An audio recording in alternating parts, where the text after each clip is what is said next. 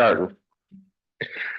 Welcome to the City of Petoskey City Council meeting. I call this meeting in order for January 22nd, 2024. I ask that you rise with me for the Pledge of Allegiance to the flag of the United States of America. I pledge allegiance to the flag of the United States of America and to the republic for which it stands, one nation, under God, indivisible, with liberty and justice for all. Miss Beck, would you call roll? Demore is absent. Shields, Here. Wagner, Here. Walker. Here. Murphy. Present. Miss Demore called. She asked me to state for in public it's fine. She stated she said she has COVID and that's why she's out. She wanted to just educate the public that it is still here. So thank you for roll. Next is the consent agenda, and it's the approval of the proposed resolution that would confirm approval of the following: the January 8th, 2024 regular session city council meeting minutes, as well as acknowledge the receipt of certain transactions that have occurred since January 8th, 2024. And I take it to council for possible motion or questions or changes or adoptions. Mr. Shields. Thanks, Mayor. This is a general question. I saw the Greenwood Cemetery disbursement that's due from Texas. It made me, I had a question I thought was raised in this body earlier when I've been here about a presentation or more information about the happenings and going on at the Greenwood Cemetery. Is that something? I think it might have been before you. Tell you what, I will call Mr. Crawford. I'll ask that he or his representative come to council and present. That's one of the boards and commissions that we do appoint. The city appoints 3 of the 5 positions. Townships each appoint 1. Bear Creek and Resort, and the city appoints 3. Awesome. Okay. Well, thanks, Mayor. And okay, I'll make note of that and do that. And that's all I had. I'd be happy to make a motion to approve the consent agenda. Support. I have a motion for Mr. Shields, a second from Mr. Wagner. Ms. Beck, roll. Shields. Yes. Wagner. Yes. Walker. Yes. Murphy. Yes.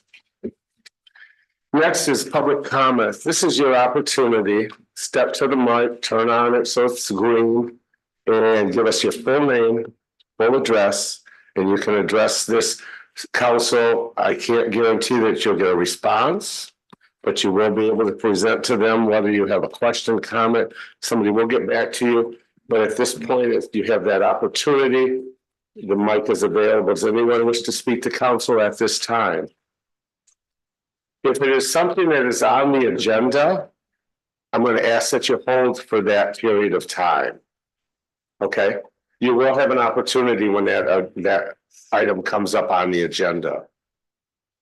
And that's the short-term rental license, and then they're in closed session. So that will come up in just a minute. Are you good with that?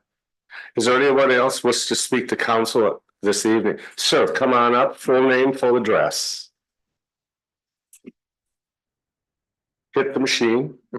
There we go. Thank you. Yep. My name is Sean Peterson. I, along with my wife, own the Greg Beverage Cafe at 446 East Mitchell Street, suite number 2. So, my reason for being here today is really to, kind of voice some of my concerns on some of the, I guess, business unfriendly environment that I've run into since my wife and I opened up the store about 6 months ago. There are myriad issues that I've run into. I'll address just a couple of them here this evening. Maybe there can be, some discussion among council, looking at some of the ordinances, laws in the books and seeing what can be, maybe adjusted to make it a bit more business friendly environment. First, let me say I've been, part of this community for 30 plus years. When I say a part of the community, I don't mean just residing here. I used to be the morning host at WJML. Reported on the news from this council in the city for, several years. helped raise all the money for the fireworks when we would camp out at Sunset Point. Left there, helped start Freeway, the very first internet company in this community as well.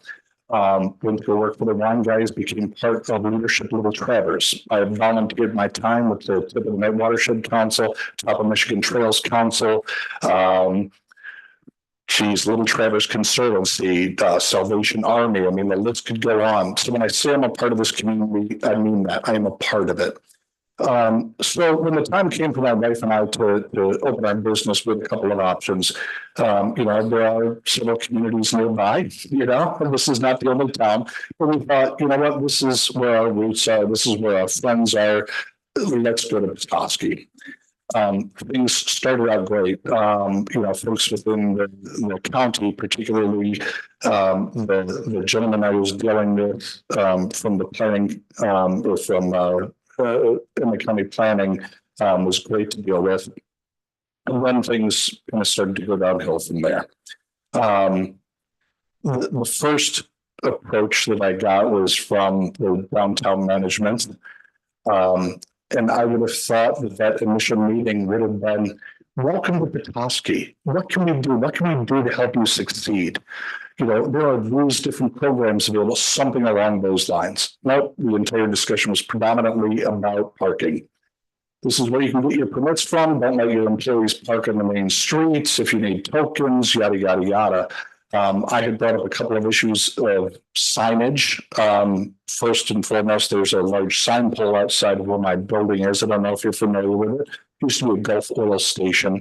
I have pictures of that sign going back 90 plus years. And I said, well, the sign pole's been here for nearly a century. Can't we put a sign up here? Something like, called the Gulf Plaza. I was immediately shot down. No way. It's not part of the historic nature of this town. The city council will never hear it. Planning commission will never hear it. Just forget that that's even an issue. Okay, I will step back from that then. When it came time, speaking of signage, I spoke with, I believe her name is Lisa, in the planning office, to file my paperwork to put my signage up. Up front, I've got two signs, one hanging out over the door, one on the wall, and then of course the sandwich board. So I filled out the necessary paperwork for my permits, and I was contacted back, and they said, well, there's a problem with your sandwich board. I said, well, what is that? And she said, well, we only allow one per building per business. Now, if you've seen my building, it's rather oddly shaped. There are three businesses in there. There's Fitzer, which is a personal trainer. There's myself, which is on this odd angle facing Walkazoo. And then there's Serendipity at the very front. Serendipity is no longer there. She said, well, we can only allow one per building per business. So you would need to check with Serendipity, because you could put a sign there. If they don't have a sign already, we'll allow that. Perfect. Speak with her. She says, no problem. The building owner also said, yeah, no problem at all. Please go ahead and do that. And so when I proceeded to tell her everything was okay, she says, I'm sorry, I misspoke. That is not what the law says. We don't think you can put a sign out. You need to come to the sign committee and they need to approve it, which I thought was odd. I said, well, so I've got $3,000 worth of signage anchored to a wall that could fall and kill someone that you were able to just sign off on, but a $250 sandwich board, I need to go in front of an entire committee full of people. And she says, yes, that's correct. So I did that. I show up to the meeting, with my application. We had to wait a half an hour for one of those people to show up, so they had a quorum that they could actually even vote on it. And the first words out of their mouth was, well, why are we here? We've never done this before. And Lisa says, well, apparently the laws had not been followed. These signs are supposed to go to committee. So I was the guinea pig for this, apparently. So they said that the way that the ordinance was written is that it has to go within 6 feet to the entrance of the business to the building. And there was no way they could see I could put a sandwich board in front of my building, in front of my business, even with Serendipity. And I said, well, if that's what it says, I said, technically speaking, you could enter my business through that building. You have to go through the basement. She goes, well, that's not what the intent of the law was. So no. And so what they ended up approving was there's this little cutout piece of concrete from my parking lot to the sidewalk. She says, well, you can go there. Fine. So I put the sign out in front of that. Then I get a notice about a month later that I am in violation, that's not conforming. And I said, well, what's wrong? She says, well, we didn't mean you could put that like on the sidewalk by that space. We meant actually in that space. That is the only place you can put that sign. If you walk by my building, you'll know that there are 2 rows of hedges there. So basically my sign can only be put between 2 hedges such that you can't even see it when you're walking up the street. The minute I made that move, my business declined 30% because no one knew I was there. People would walk up Mitchell. Oh, there's nothing up there. Turn, off they go. You know, and I asked if there was anything that can be done. I was told no. That's what it is. Deal with it. My assessment, was another issue that I ran into a problem with, where I got kind of a similar response. So one of the things when I opened my business was I was required to have an architect, draw up the plans. I had to get them submitted, stamped, etc. The square footage of my building comes up to roughly 1,200 square feet, give or take a few here or there. But I'm assessed at 1,400. So I called the downtown office. I said, hey, it says that I'm assessed at 1,400. My prints that I had an architect go through, measure, design, draw, says it's only 1,200. They said, too bad. That's what the city says it is. That's what you have to do. I said, there's nothing I can do to change this. And I thought, well, what if I was assessed at 1 million square feet? Would I be stuck paying that? Throughout this whole process, I mean, it's there's been no assistance. It's been quite the opposite. I mean, and the latest has been with the shoveling and plowing. The other day, we obviously had this horrible storm, and midway through the day, plows had come and put this huge mound of snow in front of my parking lot, such that, I couldn't get in or out. And so I called our maintenance guy and I said, hey, can you plow me out? He said, the city told me no. They said, because that is city property, it is city snow. The only thing we could do would be to take that snow and push it into our parking lot to then take care of it. I said, well, that seems kind of odd. You mean to tell me that the snow that the city is taking off the streets, we have to then take and dispose of? He said, yes. And I told him, I said, I don't care. I need to get out. So plow it. I will deal with the consequences afterwards. We recently got a notification from the downtown board regarding snow removal in downtown. And the note was, how guests visiting downtown need to be able to get to the meters. So we need to shovel around the meters and make them accessible. I can be the first to tell you I wish the meters weren't there. Period. I get more complaints from my customers coming in of having to pay those than anything else. Furthermore, I think that the 3-hour limit is kind of ridiculous, given the fact that, I'm in the restaurant business. The average customer going to grab a bite to eat is an hour and a half. So if I go to City Park Grill and grab lunch, that's half of my 3-hour time. If I get 15 minutes per business to visit, I can visit 6 businesses and then my time is up.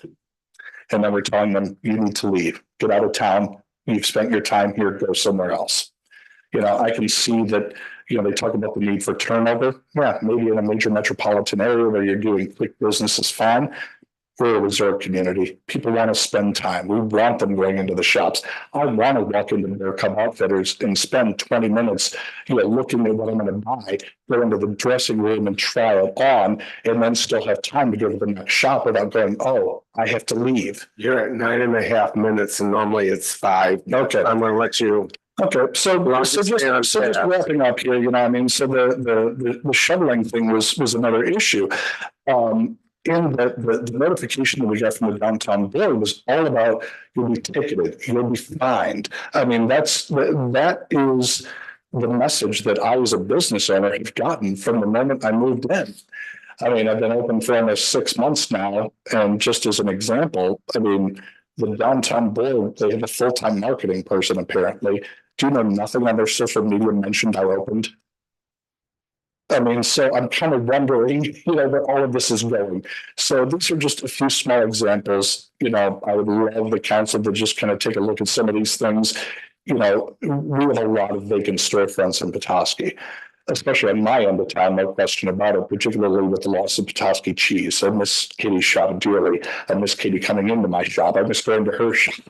But I would just like to see the council, take a look at some of these things. I'm happy to provide my telephone number, contact information, and things that we can do to make the business or make the downtown more business friendly. So sorry for using up so much time. Thank you for giving me the opportunity to go over it. Numbers, so it's on the record, please. My telephone number, I'll give it to you. It's my mobile number. It's 231-881-0324.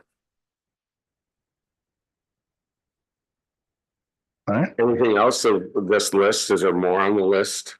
No, I could give you more, but I don't want to spend that much time. Is there anything different than what's on the list that you wish that you feel needs to be mentioned right now? Right now, no, I think those are some, it's quite a few of them. We'll get back. One staff, myself, will get back with you. Okay. Thank you very much. Appreciate the time. you.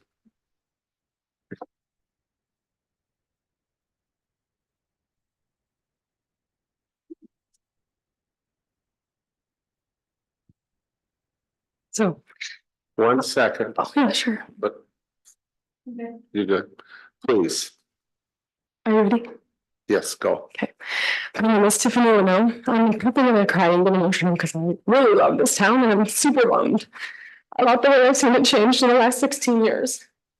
I'm at 444 East Mitchell Street, the forgotten part of downtown. I've been doing business since 2007. I started at 413 Howard Street when C Pilates was still downtown. I have been at 444 since 2011, 16 years in total, 12 years at my present location. If it helps you to be heard tonight, I own my building. Thank you. Before I came to speak with you, I spent some time scrolling through the 2,879 pictures in the downtown Petoskey Facebook, which was created the same year I moved locations in 2011. There was not one single picture of my building or my business on that social media. Not one. I could show you a thing in the distance that looks fuzzy, that maybe you could see a brown spot, but not one. Not one. Maybe Becky can speak to this, but I don't believe she stepped into my business once. 2 years ago, I wouldn't be able to recognize her by face. Okay. Earlier this month, I looked at the downtown website, downtownpetoskey.com, and I found out that my business was listed in the directory, but I could hardly tell that it was mine because there was no photo provided. It looked as if my business was associated with Northwoods Yoga, which had a picture and a paragraph describing the business. I had one sentence. Okay.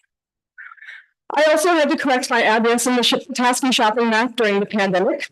It had been incorrect since it was printed. I'm going to give a rough estimate of 10 years that my business was incorrect in the Petoskey downtown map. 10 years. All right, she'll tell you when it was first printed. I don't have the exact dates and times, but when I found that out, I called C Pilates, who used to be at 413 Howard Street with me, because their business was still listed, and they had moved to Bay Harbor 6 years ago. So to say that my experience as a business owner has been less than, that's my fault. I'm head down, just working my ass off in this town. That's my fault. I should be showing up. I went down to the downtown management board and I'm going to show up to all the meetings. I'm going to be here. I'm going to be your barnacle. We'll talk about the barnacle in a second. First of all, the assessment. I'm going to talk fast because I know it's 5 minutes. It's unnecessary. It's untimely. It's near the holidays. I pay enough in taxes. We have a strong enough tax base in this area. I do not need an extra assessment. Take the fees. How about the fee structure of our assessment? That favors vacant properties. I'm going to say it again. The fee structure for the assessment of the downtown business and owners, that favors vacancies. In the downtown management, whatever meeting I went to last week, these guys, they said that they thought about bringing the assessments up higher for vacancies, but they were afraid about legal action. We're not afraid of just bringing the assessments to equal. Nothing in our town should favor incentives for vacancies. Nothing. Please use the parking structure money, 6 figures, and stop assessing me. I haven't met a person in this town yet who thinks the parking structure is necessary or a reasonable investment for our town. Maybe one. Other than that, people think it's ridiculous. I have called, okay, so I want to know, I'm curious. I've called Traverse City, Sheboygan, Harbor Springs, Charlottesville, Boyne City, Sault Ste. Louis. No one's assessing their business owners and building owners. By the way, these vacant property owners, right? They pay tiny little pennies when they have nobody, but then when they get someone in their place, they pass that assessment on to that person, and then that person cannot fight the assessment. Who has already brought their drawings into you to show you the square footage, but he can't fight that. We can pay it, can't fight it. That's crazy. Okay, so there's a tip in this town. I've asked all these towns that I listed, how do you pay for your events? We have a TIF. We also have a TIF in our town. How come we haven't collected the TIF? I don't know. My nickname's TIF. I barely understand what the TIF is, to be honest with you. What I understand from the last meeting I went to is that you should collect your TIF when the property values are low. So we're waiting for an economic crash to collect the TIF. I guess by that rationale, it doesn't make any sense to me. I want to understand why was it never collected. That's what I want to know, because I'm done paying for it. It feels like I'm paying an assessment and then you're increasing parking and now you're also going to fine us for not shoveling, and that's a lot.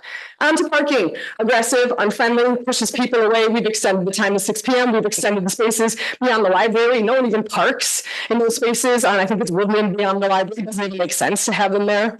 Let's see. Cuts people's experience short in downtown. I don't even really have a problem with parking. I park in a little free spot, or I park behind my building, but I hear it all the time. I have a time. I've paid the meter once this Christmas while I was shopping with my family. And when my alarm on my phone went off when I was in McLean and Eakin, I left to go pay my meter. I didn't purchase something. So that was a moment where I thought, maybe that's not so good. Okay, here's, let's see. It's cutting the experience short. I'm against the barnacle. I don't feel like we should be shaming people for not paying their parking tickets.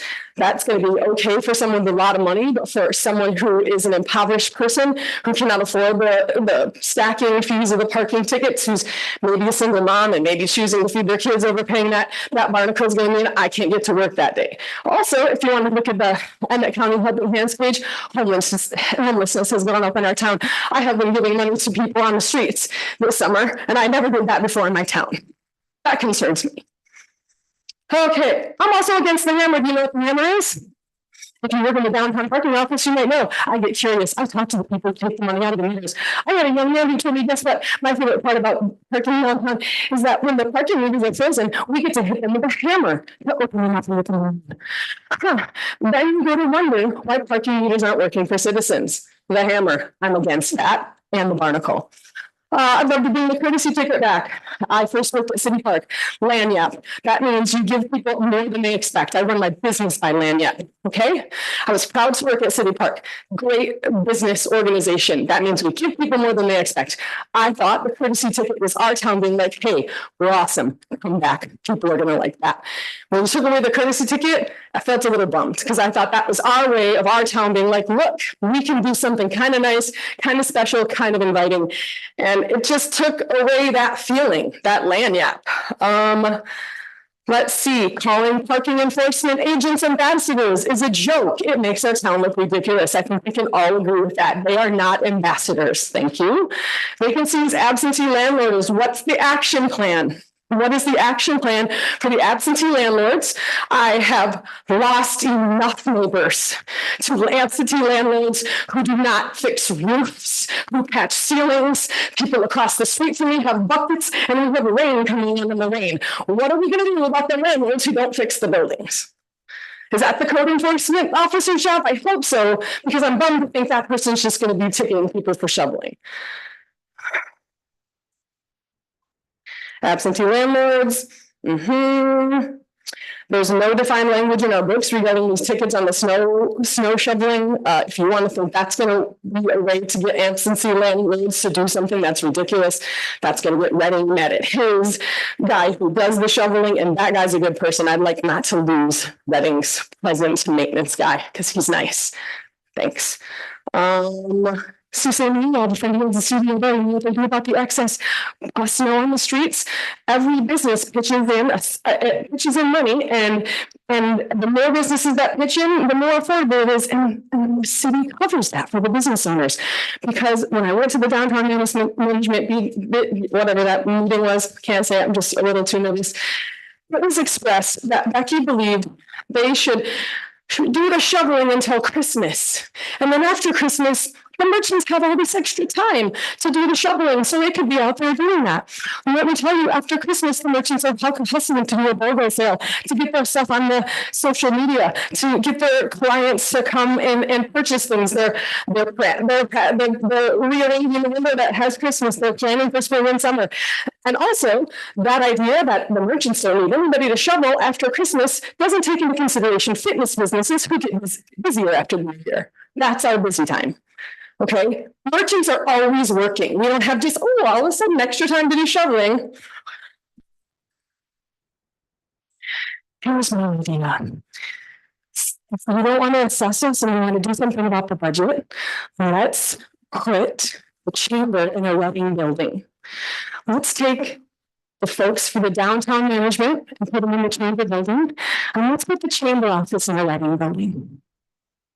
And then someone's going to care about what's happening to the businesses in those buildings. That's my solution for that. And thank you for hearing me. I am upset. I know it's a lot to take that kind of spiky energy. I tend to be the nice, peaceful young lady until I get pushed to this point, and I want my town to feel friendly again. And when I'm not feeling as friendly, I'm not going to feel so friendly. I miss Katie Potts. I miss her sandwiches. She had the best 2 months she's had on record. Best November and best December ever. Helps that she didn't have to pay the assessment or feed the entire town at the downtown open house. Thank you. Thank you. I gave you 10.5 minutes, just like I did the last gentleman. I just want to let you know that we listen, give you time to speak. Okay, didn't cut you off at 3 like most cities. I almost got run over Wednesday by the plow that is used by the city plowing the sidewalks. Okay, so unless it was some resident that was plowing the city sidewalks, Wednesday after the storm, there was a city sidewalk plowing the sidewalks by up and down. So I did see, so they don't quit after Christmas. I have no clue on the other days because I don't go down and check, but I will tell you, I got to call you out on something that I saw firsthand and saw, okay? Number 2, I hear a lot of complaints right now from you. I've never met you. I don't know if you've talked to any of the other council people here, but it's really hard sometimes when people come and have issues, and it is very difficult to take this time to address each and every one of them. But I can assure you that if you came to talk to the city manager, I don't have you. I have called about this. Okay. Have you, sir? No, I spoke with the manager of the downtown board and. I know, but the next step on our hierarchy that's on the website is city manager after the departments and city council. And I think some of the issues that you have addressed could have been taken care of. At least to me, quite a few of them would have been addressed, if not all, had you called our city manager and possibly made an appointment to sit down with him. I'm available as well, as Shane will tell you, when somebody has a complaint. I'm there to sit down if that's what you want, to be a spokesman for not just you, but for the public and for the staff. But we are very proactive in the city. Yes, there is some problems with, as you know, with the one landlord owning those buildings. We have hired a code enforcer and we're moving through other to the directions to take care of those, as I'm sure the city manager, city attorney will say. Does anyone else wish to speak to council at this time? Please come on up. Yep. And hi, I'm By Margie. the way, Sorry. the chamber is a separate total entity from the city. Okay, City? Shane, Yeah, so they rent the building for the city. okay. Please, your full name, full address. Let me know when I'm at 5 and then I'll stop. So we know, or I'm sorry. I tell you what, I'll raise my hand at 5 and we'll go from there. Okay, that's fine. Thank you. And I just came to city council because I thought it might be good for everybody to hear as opposed to just maybe going to the city manager or whatever. Because I just personally feel, as a business owner I downtown. don't know who you Oh, are. I'm sorry. I am Marjorie Neal and my husband and I own Boutique Poisson that's been open for several years now on East Lake Street. And I just. Could you give us the address? Yes, 406 East Lake Street. Okay, I take it that's next to the park. It was next to Copper Aesthetics and it's right next to Lake Street Design. It's where the old Music Makers was. There you go. Okay. Okay. Well, just real quickly, we've been coming up here on vacation, just to let you know our background for about 30 years. I'm from Indianapolis, Indiana. We knew when we first got married 30 years ago, we were going to live here.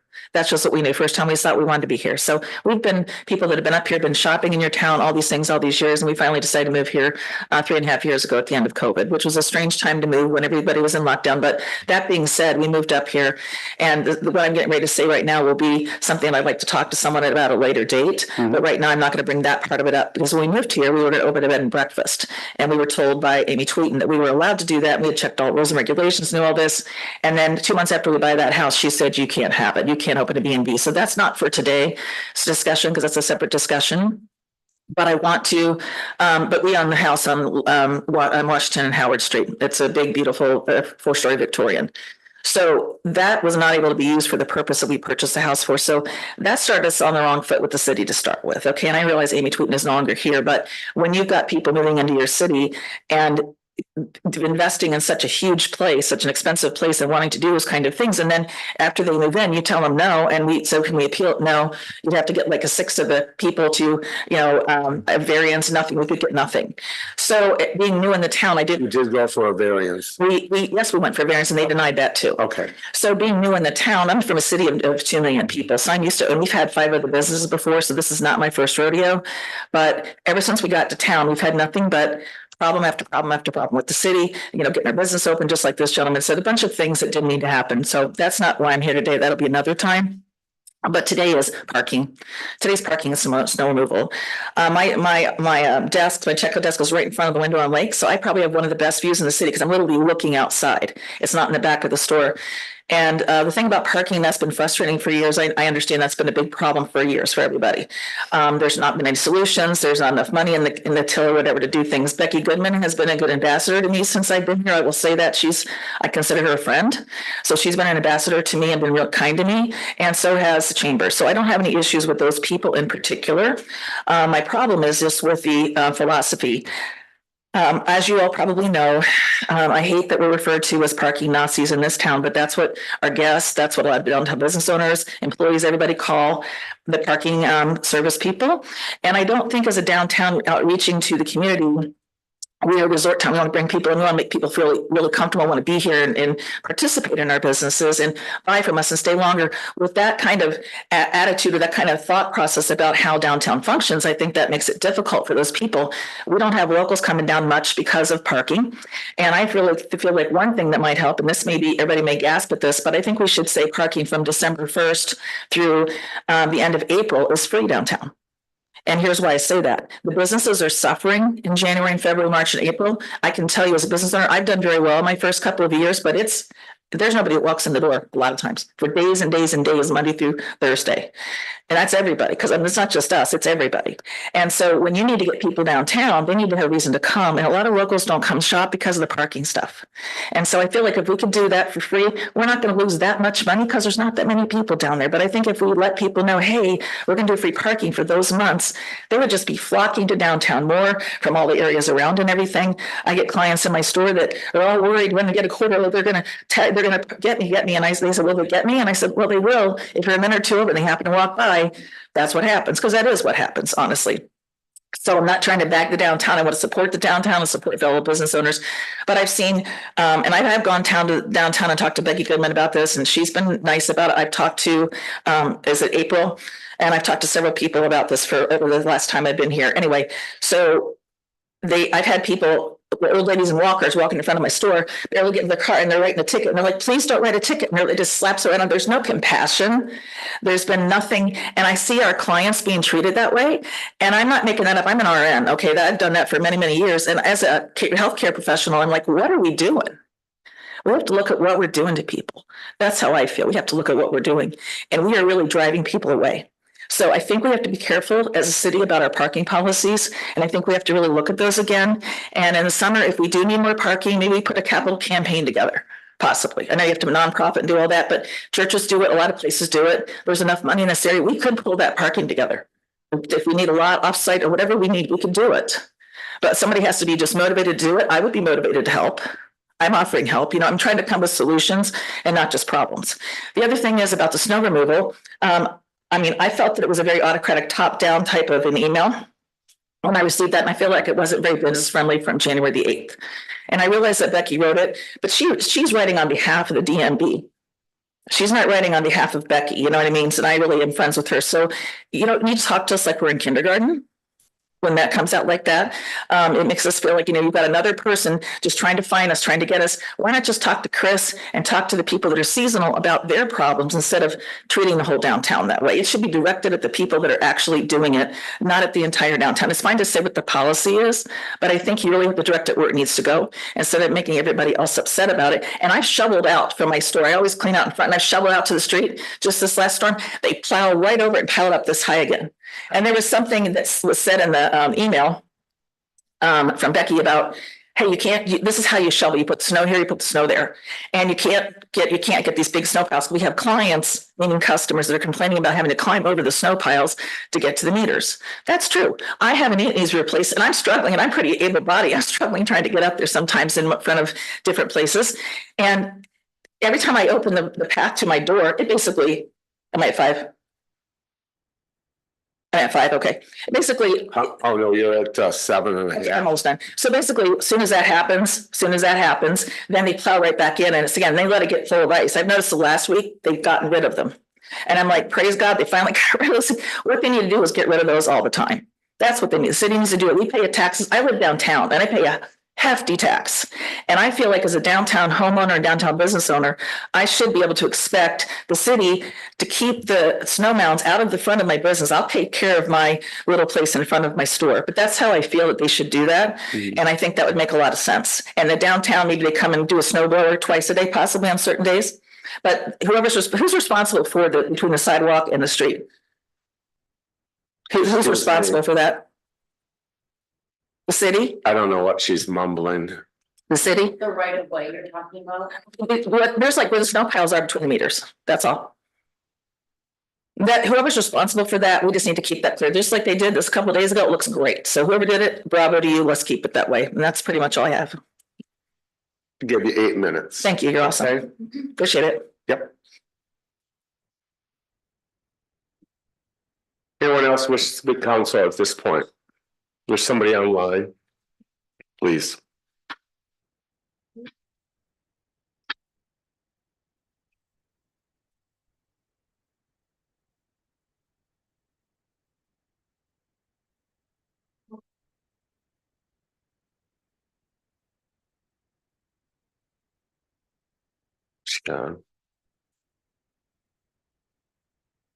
Good evening, Mallory.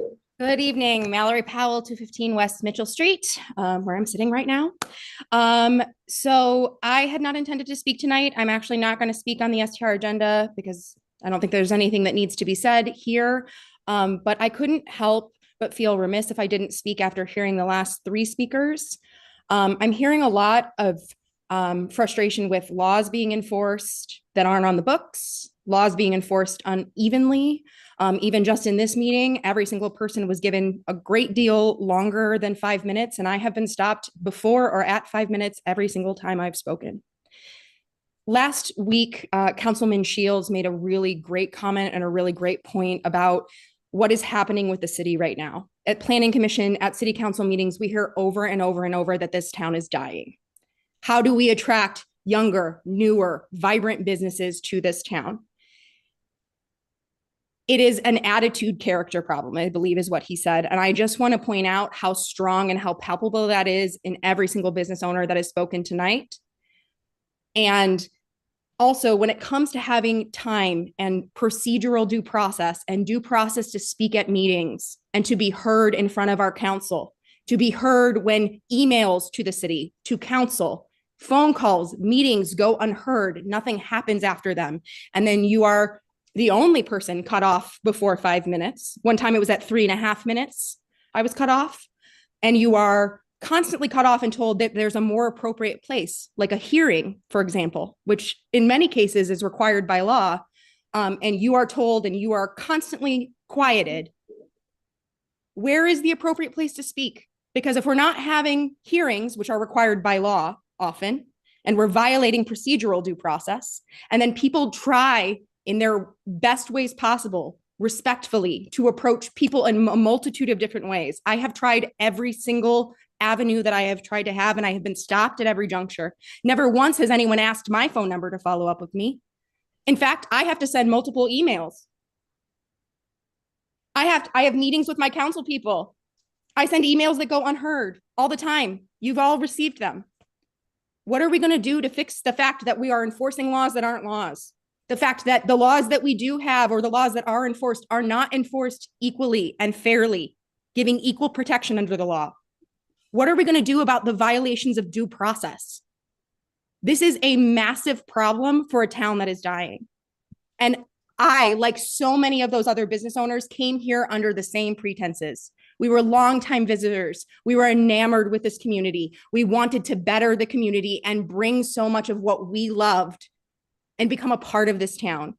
And the fact that you are at every turn, when the people are coming to you, the solution for our dying town, you have younger people, you have minority, you have 3 women business owners that came up here this evening, and they are met with shut doors and unequal treatment. How do we expect to solve any of the city's most salient problems?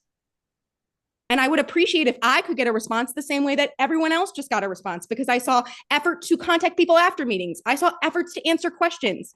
Most of the people who spoke tonight are more frustrated than I was in a multitude of my first time speaking to you guys.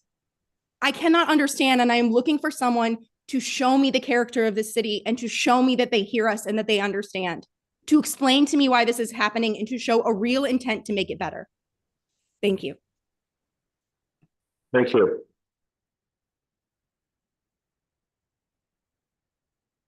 So I don't get any We have answers? to speak to council at this time.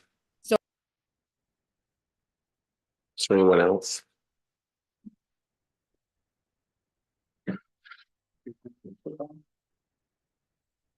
Is it a response to this? More general comment. Go with it. Thank you, man. I appreciate that. I just want to follow up and validate the importance of speaking in front of the public. And so I appreciate everybody speaking and making public comments. It is important for us to hear. Whether we agree with those things or not, whether we sit here stone-faced or are not able to provide a response because this is maybe not the proper format, it's important for us to hear. And so I just want to validate this opportunity for making public comments and encourage more members of the community to make those. The responses or lack of responses may not be what you want to hear or what you hope to hear, but please keep making those comments. Some of these things I heard tonight, I've heard for the very first time. And so it's important for us to hear those. And I encourage follow up to council members and the mayor through emails and phone calls.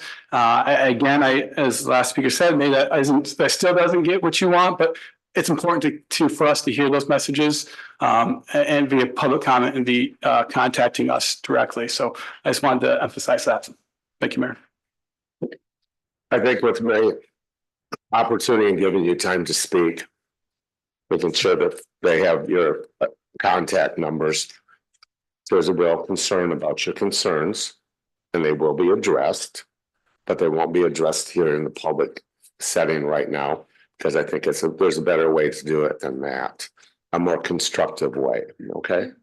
So you will all be heard from, you will all hear from us, okay?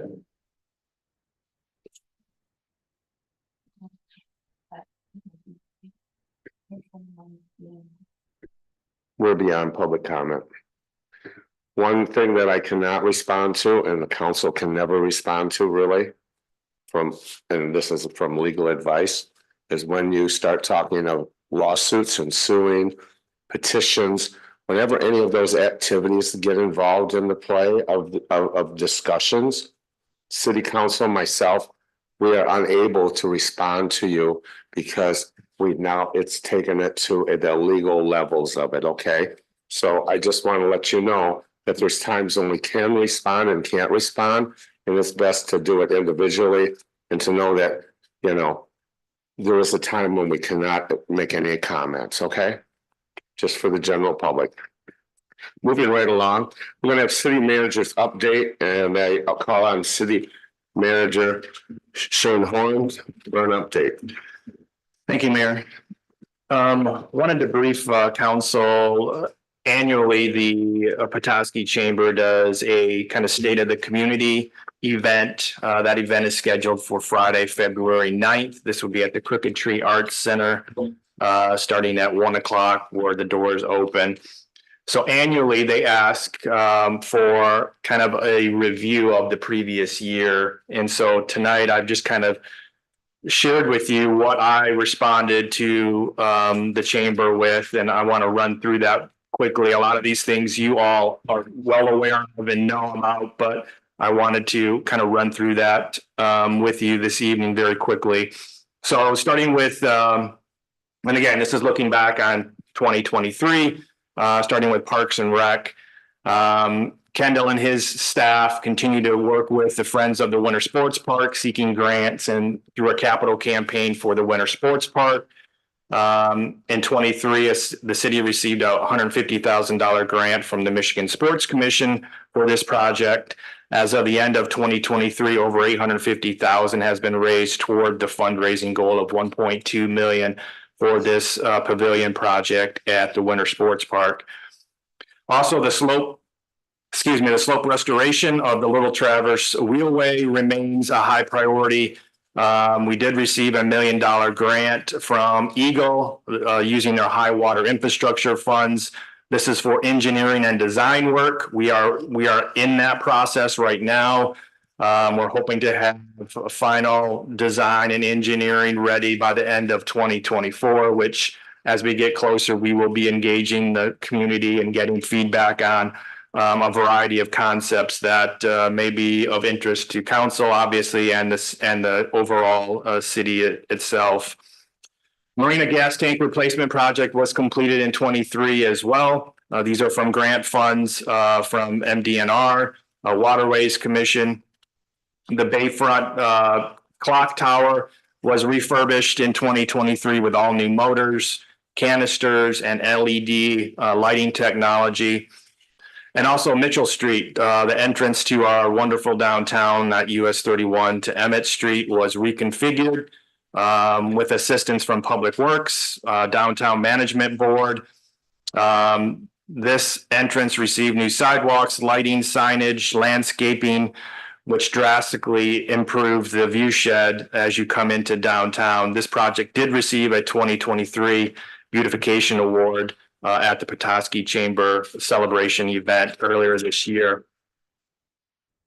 Transitioning to infrastructure, we continued and due to and with help, obviously, and assistance from City Council, I understand that this is a huge priority for this body as well, making sure that we reinvest in our infrastructure. We completed over $3.5 million of infrastructure projects in 23, including the full reconstruction of Bridge Street from Franklin Street to the bridge. Improvements included new curb and gutter, asphalt, paving, water and sewer, storm sewer, sidewalks, street trees, and LED street lighting upgrades along that stretch. Porter and Maple Streets were resurfaced along with spot curb and gutter upgrades. Electric undergrounding remains a priority of this body as well as Public Works. That was also part of the Bridge Street reconstruction project along Maple Street, Porter Street, and a section of Curtis Avenue. That continues an investment that currently results in about 77% of all electric infrastructure being buried underground within the city. 4 electric vehicle charging stations were put into service, 2 located within Bayfront Park. 1 replaced 1 in the Darling lot and 1 within the Elks lot. All went live in spring of 23 due to in large part grant funds provided by Eagle with matching funds from the electric fund. City Council recently supported a 3 megawatt solar array project to be placed at the former city landfill on Howard Road. This project is in partnership with Solar America Energy and is contingent upon USDA rural development grant funds. Public safety, we all celebrated former Public Safety Director Matt Breed's retirement from the city after 33 years in February of 23. We went through a notice procedure to announce the position. We had a variety of candidates that we interviewed in front of this body back then as well. We did promote Public Safety Lieutenant, former Public Safety Lieutenant Adrian Carr to our Public Safety Director in February 2023. As part of the 23 budget, we did hire a code enforcement officer. This position does work closely with planning and zoning and public safety to enforce property maintenance, rental, zoning, and general ordinances of the city. The city annually provides a public safety citizen academy. This occurred in September, October 23. We did reduce the number of participants just so we had more of a one-on-one opportunity for staff or the folks that participated. So we had 12 folks that participated in the 7-week academy, learning many aspects of our public safety department. Housing, overall, these are projects you're well aware of, and we've spent a lot of time working through. But the 200-unit mixed-use development at the former Michigan Maple Block continues moving forward. The city has come alongside this property with a brownfield tax increment financing incentive to support affordable workforce housing initiatives. Also, the 60-unit lofts at Lumber Square on Emmett between Fulton and Washington Street. We also supported that project through brownfield TIF incentives, again, for workforce affordable housing initiatives. Community Developed Block Grant, we did receive a rental rehab grant. These would be funds to support 5 workforce housing units above City Park Grill. That project is ongoing currently as we speak. And still working with the Hotel Del Rey, the former Hotel Del Rey at the corner of Emmett and Michigan. This is a severely blighted structure that certainly needs a lot of love. We have supported that project as well with Obsolete Property Rehabilitation Act, an OPRA. This would create 9 to 12 workforce housing units, obviously very walkable to our downtown. And then community engagement. This was another priority of City Council as well. We did go through a complete redesign of the website in 2023, really due to Sarah's leadership on that. This upgrade provides improved functionality and transparency for users using modern day technology. We did also initiate a YouTube channel in 23 to really store the meetings the video from our public meetings, so folks can go onto our YouTube channel and view any of our meetings that are currently on our channel. We also, with the mayor's leadership, appointed a public art commission. This was also done in 23 to help us increase the cultural and aesthetic quality of life while enhancing our parks and public spaces. So that's what will be shared with the chamber. It'll be part of a booklet that other organizations provide their updates for 23. So we'll be part of that update, and I would encourage folks to participate in the event on February 9th. Also wanted to highlight, this is the first time that we've been able to do this since I've been here anyway. Really enjoy this wonderful facility, Winter Sports Park. Over the winter months, the past couple of winters have been fairly on the milder side. So we haven't had this opportunity, but the Winter Sports Park ice rinks, hockey rink and ice rink are open. I was talking to Kendall earlier today. The weekend was very busy with folks renting skates and participating in the opportunity to enjoy our wonderful facilities. So this will remain available to the public.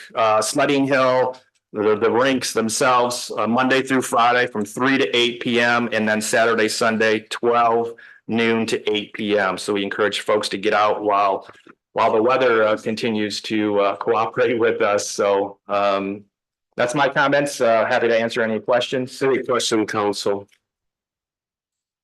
Public have any questions for the city manager's report? There being none. We're going to move to appointments. And I turn to council and I will start with, give me a second to turn. We have 56 appointed positions on boards and commissions in the city now. And one of them I'm bringing forward to you is William Hecklin, 3612 Cliffs Drive. Joe Natrab, who they both live in Bay Harbor, had served for I think 6 years and said it was time for him to move on, and encouraged Mr. Hecklin to turn his application in.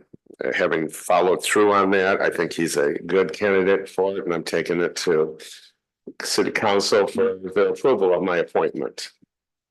Mr. Wagner? I'll approve appointment of Mr. Hicklin, and I'm thrilled that he's in my ward. He lives in Ward 3. Next person, I need a second. Second. Now I go to Ms. Beck for roll. Wagner, Yes. Shields. Yes. Walker. Yes. Murphy. Yes. Congratulations, Mr. Heckman. Mayor. My question. Please. So I always appreciate the opportunity to look over a person's application because it is sometimes very revealing in terms of what that person's perspective or goals are.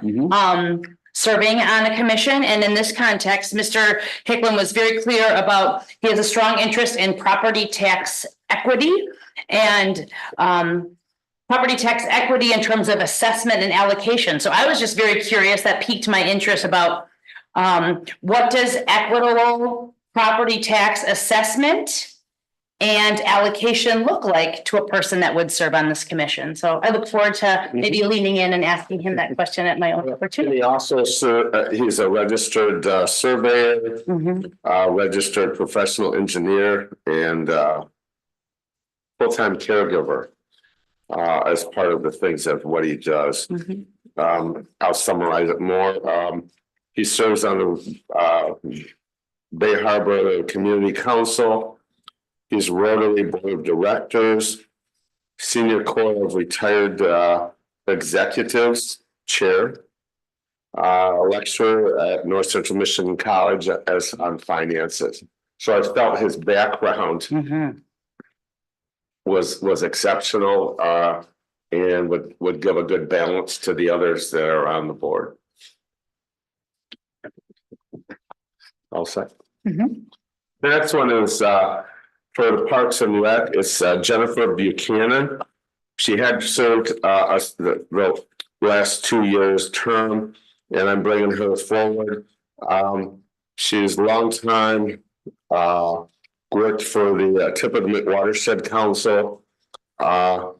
Is now A consultant. consultant and looking at has other opportunities. She's a background in landscape architect and water resource protection, and feels she brings a good perspective to it. And I'm bringing her name. She lives at 730 Lockwood Avenue in Ward 2. Take it to you guys. I'd be happy to make a motion, Mayor. Be happy to second the motion. I got a motion from Ms. Walker and a second from Mr. Shields. Ms. Beck will. Walker, Yes. Shields. Yes. Wagner. Yes. Murphy. Yes. Next one is Parks and Rec also. It's a new member on the Parks and Rec. But those that I interviewed, I felt she had a very strong, her name is Chelsea Platt. She lives on Washington Park, which I think is a park that is very underserved or very in needing of a refurbishing. And I feel it's really great that we have somebody living on that park. They have three young, one just had a new one. They have three children. And I felt it was very good that we put her on this board. She's applied. So I think not just for the park use, but I know that she's into recreation as well. She works at the college. She's lived here a total of 27 years. She works at North Central Michigan College. I'm very involved with business, nonprofits, community members working together. She feels there's a very bright future for the parks and wanted to serve. She's a member of the Petoskey Rotary Club and serves as a mentor at Leadership Little Traverse. So I bring her to you, Ms. Walker. Thank you, Mayor. I'd be happy to approve the motion to have Chelsea Platt serve on the Parks and Rec Commission. And just a little side note, she is replacing Sharon Walker, who served on Parks and Rec Commission for 6 years, somewhere around there. And so I'm very excited that Chelsea is willing and able to take the duty. So I would love to nominate her. Thank you. Thank you. I'll support that. I've served under her on a fundraising campaign. She's outstanding. Okay, so I have a motion from Ms. Walker and a second from Mr. Wagner. Ms. Beck. Walker. Yes. Wagner. Yes. Shields. Yes. Murphy. Yes. Just for your information, when I took over, I was elected 8 years ago, 7 years, 7 terms. When I was elected, I felt an imbalance of female to male. I have a daughter, I have a son, but I also felt that the community needs a better balance of females to males, just as our demographics are. So I think we are at 28 at this point. And just to let you know that we do work on feeling that everybody matters in this community. Next is old business, the adoption of a proposed resolution that would lift the moratorium on the assurance of new short-term rental licenses and a transfer of existing short-term rental licenses adopted on December 18th, 2023. And I'm going to turn it over to our city manager, Shane Horn. Thank you, Mayor. Just as a review, I guess, back on June 26th of 23, this body did pass a moratorium, 180-day moratorium. On December 4th of this year, we did pass 2 ordinances, Ordinance 793. This is a licensing and regulatory ordinance for short-term rentals in the city of Petoskey, and that ordinance number 794 was an ordinance to amend Appendix A, which is a zoning ordinance for the city of Petoskey. On December 18th, 23, City Council did pass a resolution lifting the moratorium on the 33 grandfathered and or existing operating properties while extending the moratorium until today on processing of applications for short-term rental licenses for all properties not previously licensed or operating as a short-term rental. Also, as you are aware, we did receive a notice of intent to file a protest petition on December 15th. That started a 30-day process where these ordinances were paused, if you will. That 30-day process has expired. We did not receive a petition, hence the reason for this resolution in front of you today to lift the moratorium on the issuance of new short-term rental licenses and or transfers for your consideration. Council, do you wish a motion to lead to discussion? Discussion, second, do you, Mr. Wagner? I'll motion to approve lifting moratorium. I'll second the motion. I have a motion from Mr. Wagner and a second from Mr. Shields. Discussion at all, council. Just the public, just real quick, Mayor. Please, Mr. Wagner. As this was lifted and the dates we have for applying for short-term rentals and so on, they've now moved. I'd appreciate hearing from Shane or Sarah on what that's going to look like for those who now want to apply.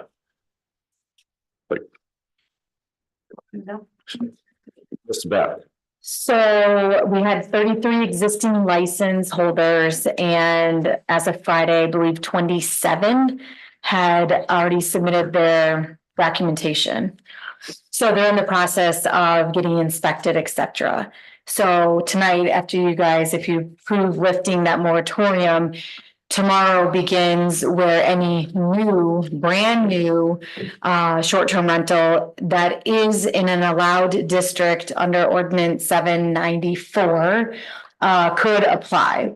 Okay. So we do have 7 sitting on my counter that have applied, and I have accepted, only accepted, not processed, not looked at, not, cash checks. There was a few that submitted cash, but cash doesn't get processed. So how that will look, as I have time, will begin reviewing those applications. It will go based on date stamped and time stamped. And if they are incomplete, I will contact the property owner, tell them what is missing, and they can amend their application and then move on to the next person in line. So potentially the second or third could be more complete than the first person, potentially. So licenses will be granted upon completion inspection moving forward. Thank you. And then if 7 have been issued, then there becomes a wait list. Thank you. Does anyone in the public wish to speak to council at this time? Sir.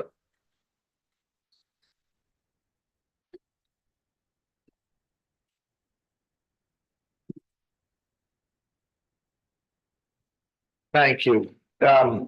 First, my name is Jim and the last name is Meath, M-E-A-T-H-E. My address is 212 West Mitchell.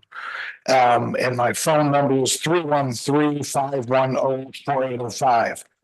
I apologize, first of all, for coming today. I was told back in December that this was the meeting where you were going to discuss the short-term rentals. Well, as it turns out, it was last week or whatever, and I wasn't in town. So I apologize for dredging up this issue once again, but my position in the city and the properties that I own necessitates me talking about it a little bit. First, thanks for all you guys do. I know it's hard. I know these decisions are hard. I got a full report from my attorney and other people relative to the discussions on the 8th, and it seems somewhat reasonable. I think the number that was chosen is totally arbitrary without any basis in thought. Frankly, it goes from 33 to 40 when other cities all around us have significantly more. I get it. Mayor, I appreciate your position that, hey, if we have more that want to do it, we'll consider more. So that was an important point because you said, hey, we haven't been oversubscribed yet. What are we worried about now? I respect the issue. I understand we don't want to take a storefront downtown and let somebody put a rental apartment on the first floor where we want shopping. And I understand in the neighborhoods where we live, where Jimmy lives and all this, we don't want our next door neighbor to be running day by day. And I live on Wally Lake, and I live with that issue with an next door neighbor that can rent whenever they want. And it's a nuisance because, when renters come in, they want to have fun, right? For the 3 days, the 5 days, whatever, and they're more active. So I understand the need for it. I totally respect that. But I think the issue needs to be looked at with multiple lenses, not just a singular basis. And it's just this arbitrary 40 number, and we're going to do more, no more. I would issue 20 if it's in the right neighborhood, it improves the neighborhood, it doesn't hurt any neighbors, it brings revenue to the city, both tax revenue and spending revenue. Let's have at it. It's no different than that 200 unit thing that you're supporting. Let's support investment.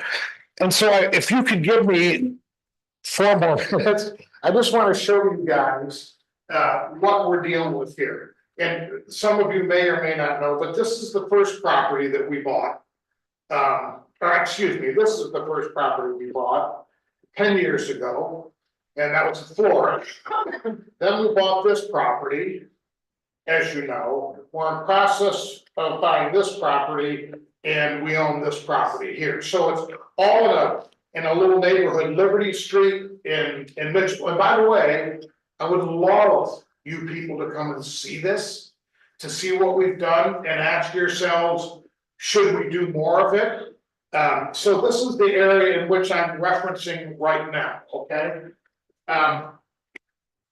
So 10 years ago, I bought the old florist, put $600,000 into it, lifted the building, created a beautiful basement, redid the entire thing. I then bought the building on Liberty Street. And the city knew fully well what I was buying and what I was going to do with it. And all of a sudden, I find out this little building surrounded by all commercial isn't commercial, it's residential. This one little building surrounded by a florist, garages, a tire store. This one little house is in the residential area. And I know I could get a variance for it. The city knew I was going to rent it short term. But for fear of not having it happen, I sold that.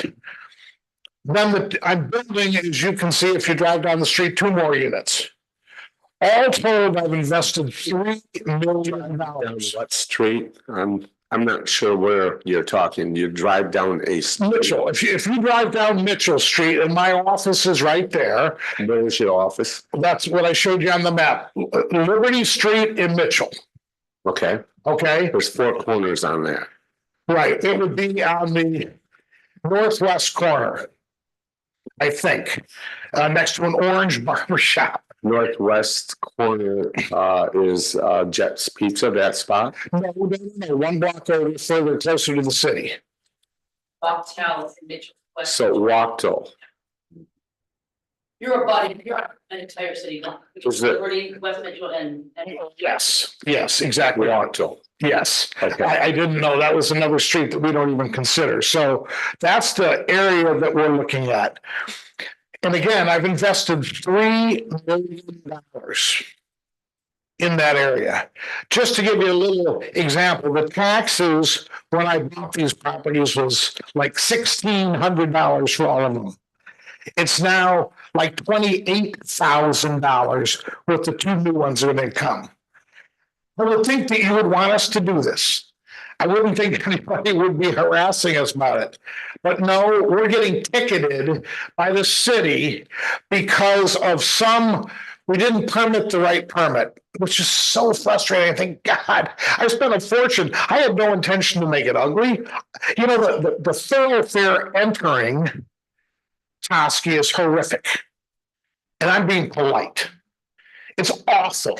It's riddled with bad buildings, falling down buildings, and yet that's what you see. And someone referenced the new entrance to the city. No, the entrance to the city starts down by the hospital and goes all the way to the city. It's horrific.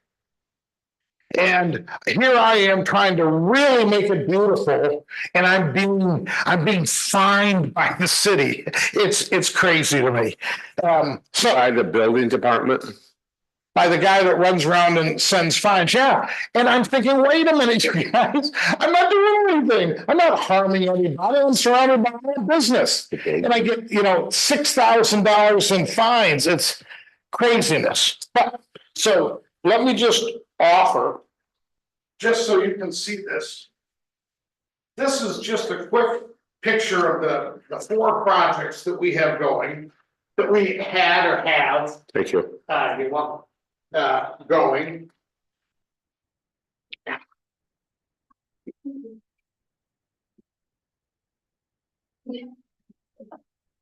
All right, so those are just pictures of what we're doing. I have a vision, I'm trying to buy another building right now. That it's gonna be cute as can be, angled, and then I'm gonna get rid of the parking lot, put in grass. It's gonna be absolutely stunning. But you know what? There's no permits left. So how can I buy the building? I can't. I wanna go buy the building, but I have to get a permit. We can't get a permit, number one, because you have to have on the permit the square footage. They have to see pictures of the interior and the exterior. Well, I don't know what the interior and the exterior are gonna look like. I haven't built it yet. So how on earth do I buy this building? And I want to make it nice. I'm in a commercial area, you guys. You know where it is. And if you don't, I beg you all to come and look at it. I'd love you to see what we've done. And I just want to make Petoskey more attractive. I don't want to take away from it.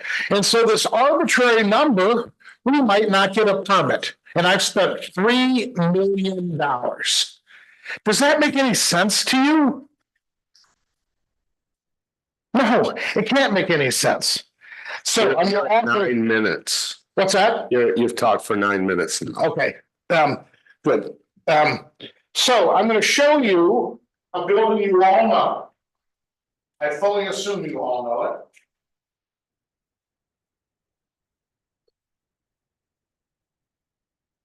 This building is gonna be sold. As you know right where it is, right? It is the gateway to Petoskey. It is the most visible You have structure. 30 seconds. Everyone else got 10 and a half and 11 minutes. Why am I being limited? Why am I being limited? You know, what I was suggested by the city attorney, is cut everybody off at 5 minutes and I have. Okay, so anyhow, this building is sitting there, it's falling apart. We know about that. We see the building. Yeah, it's falling. I'm willing to buy it and make it spectacular. But I need to have the city's support to do it.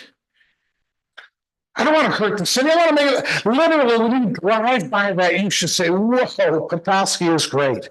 Have you talked to the city manager?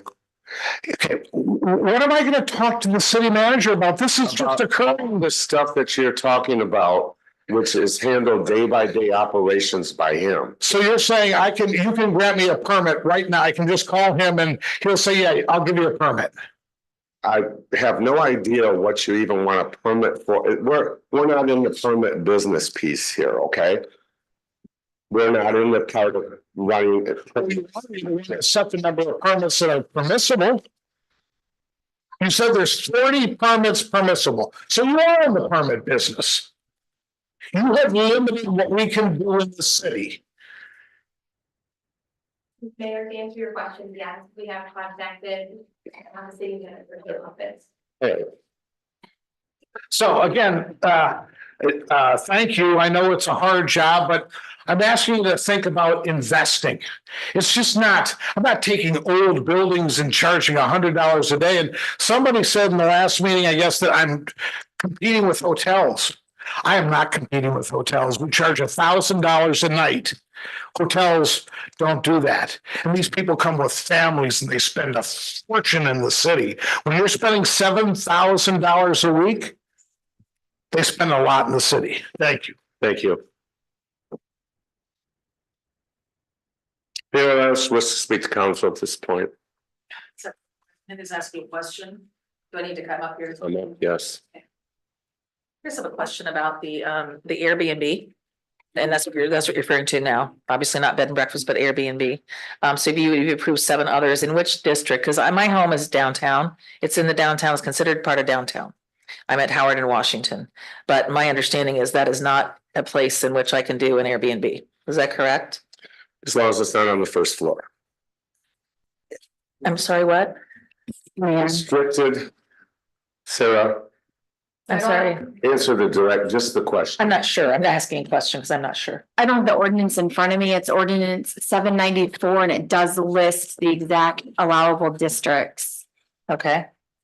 The only reason I was asking was several of the ones that have been grandfathered in, but were grandfathered in, I believe, in 2014. They're right across the street from me. and they're grandfathered in, and yet I can't do it, but they're grandfathered in. I guess it's kind of frustrating a bit, to be honest with you, because I have a beautiful home, lots of, and we could absolutely charge $5,000 a week, to have people there, and we have high-end people coming in to shop and all that at all of our stores and all. So I just find that as a homeowner, I kind of find it frustrating because we would keep really good check on our house. We were in town, we'd be living in town still and be making sure everything was going well. But I find that frustrating. We have a housing problem, yet we're not allowed to do it. But yet my neighbors across the street, there are people are allowed there. I haven't reported anybody yet because I don't want to be a pain in the butt neighbor, but honestly, that's what I deal with during the summer. So just filing that, I would like to be able to use our home as an Airbnb. Thank you. Thank you. Anyone else?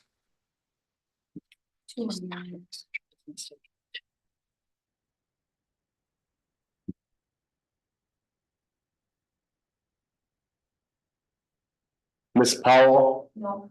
Oh, excuse me. Hi, am I? No, Who's speaking? it's Julie. Hi, I'm Julie Hagenbook. I own an Airbnb at 295 Jackson Street in Petoskey. And I just had a quick question in regards to this ordinance that you're working, or this resolution that you're working on. The language confused me because it seems to me, if I'm reading it, that I will be allowed to transfer my license going forward. But then I did renew my license for 2024, 2025. And at the bottom, it says that it's not transferable. So that I was very confused when I saw this as an agenda item because I wasn't sure what it meant for those grandfathered and those that have received and renewed their licenses. Thank you. I don't know if you can answer that. They're not transferable. They are non-transferable.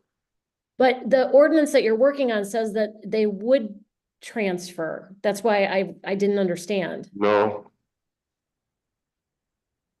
Mr. Murray? I don't know. I don't have the ordinance. If I'm looking at the ordinance, it says right at the top, it says, and or the transfer of existing short-term rental licenses adopted on July 10th, 2023. So it is, if I'm reading this resolution that you're about to vote on, it does say that. I don't know the answer to the question. I don't have the ordinance, and my partner, Rhonda Stowers, worked on it, but I was going to give you a reminder, kind of maybe for everybody, but the Open Meetings Act says people address council. It really isn't a question and answer period. They go ask you about your ordinance. I have a question on my property. Right. Because when you do that, sometimes we don't, first of all, give legal advice at meetings. I don't know even where she lives. That's what I guess I'm gonna say. It's challenging, but they certainly can address council, and if you can answer questions, you may elect to give some easy answers if you have them, but I wouldn't dig deep. We don't have an answer for that other than, I do know it's, non-transferable.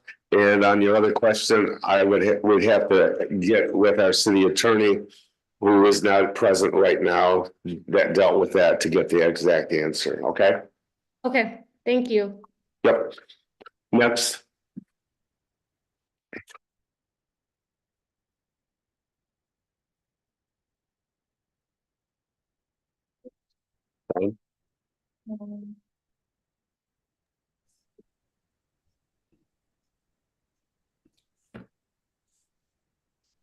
Sorry, hang on one second. It's Mallory Powell, 215 West Mitchell Street. Again, I had not intended to speak.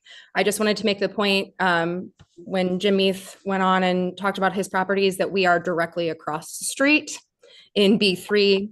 Zone B3 was, as you may recall, across many of the meetings where we were talking about whether or not we were allowed to have a residential use on the first floor.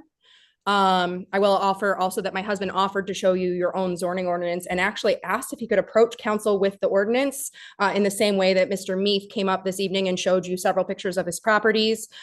We were not allowed or afforded that same opportunity. Another thing I just want to leave you with, because I think maybe there is some confusion on council's side as to why people feel like we need a question and answer session, or why we're asking so many questions, or why we're going over the time limits.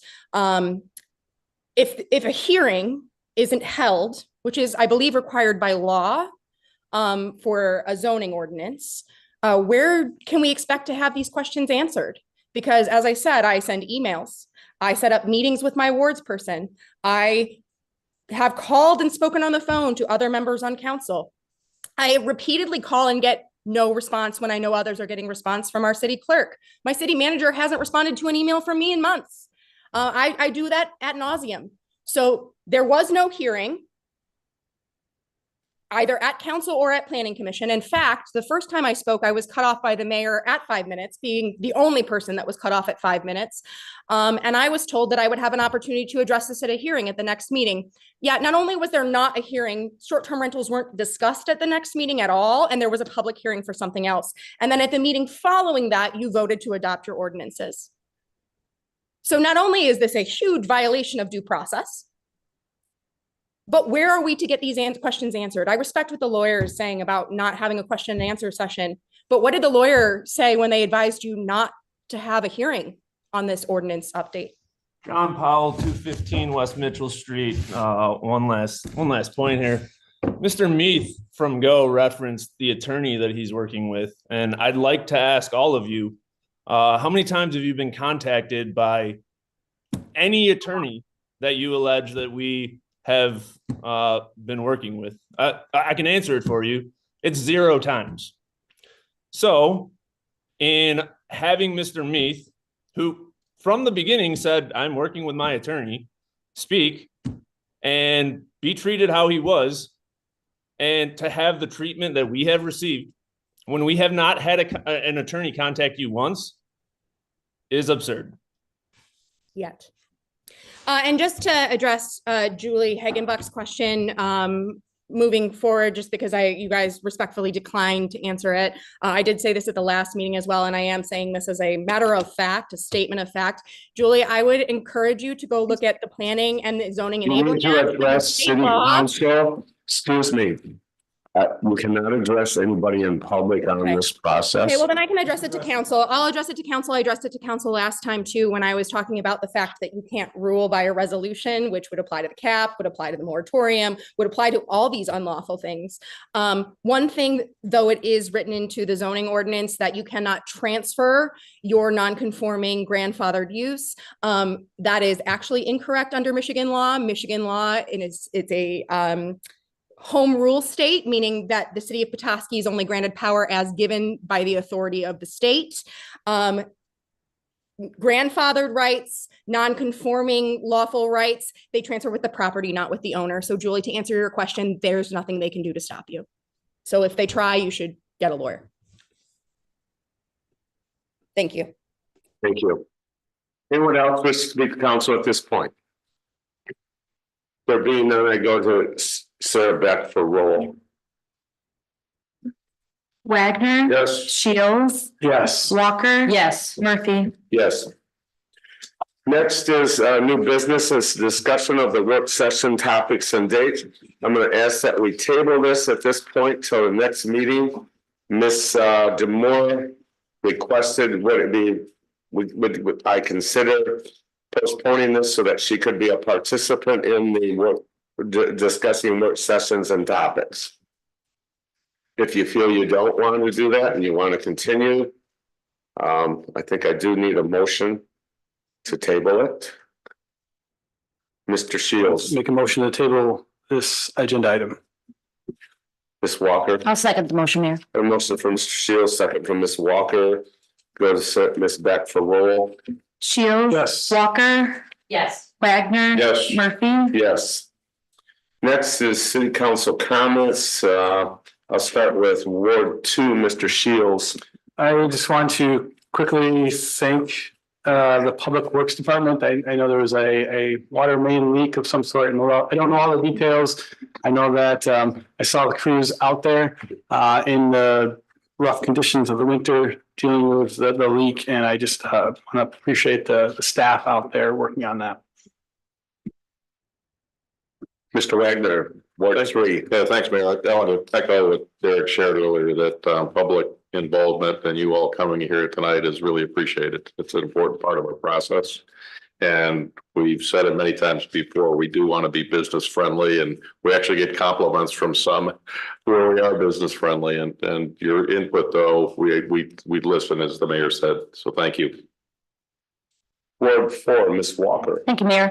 Also, we got 2 months worth of snow in 4 days. So big shout out to our DPW crew for handling a lot of that snow. And of course, to our Parks and Rec crew for opening of the winter sports park. Lots of activity over the course of the weekend.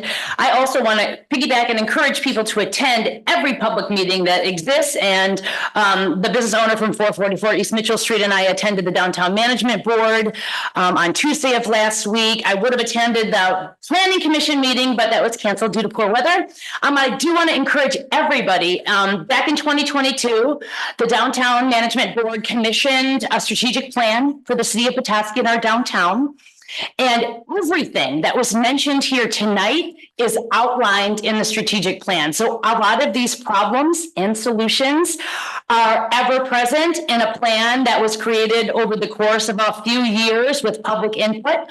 And there's always opportunity to contribute to your city in a variety of ways. And it takes a tremendous amount of courage to get up in front of elected officials and speak, which we call in community organizing, speaking truth to power.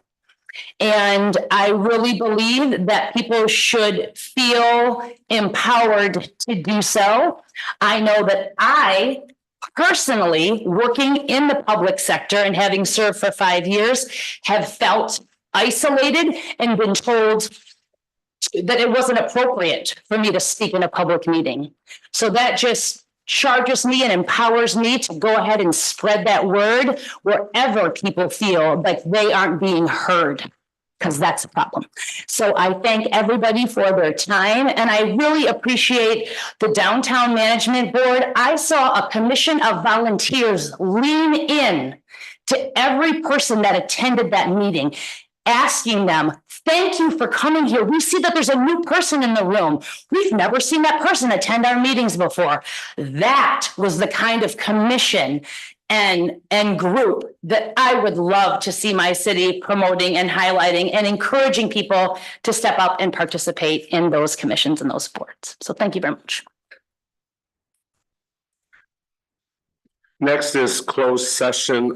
It's adoption of a proposed resolution that would authorize closed session pursuant MCL 15.2.268, section 8A1A, section, and this D, and that is the discussion. We will not be doing the city manager's updates, but we will be discussing purchase or lease of real property. So I'm going to ask City Council, there will be no further business after this. We will come just to closed session. I asked if there's a motion to go to closed session. Ms. Walker. I'll be happy to make a motion to go into closed session. Mr. Wagner, support. Ms. Beck. Walker. Yes. Wagner. Yes. Shield. Yes. Murphy. Yes.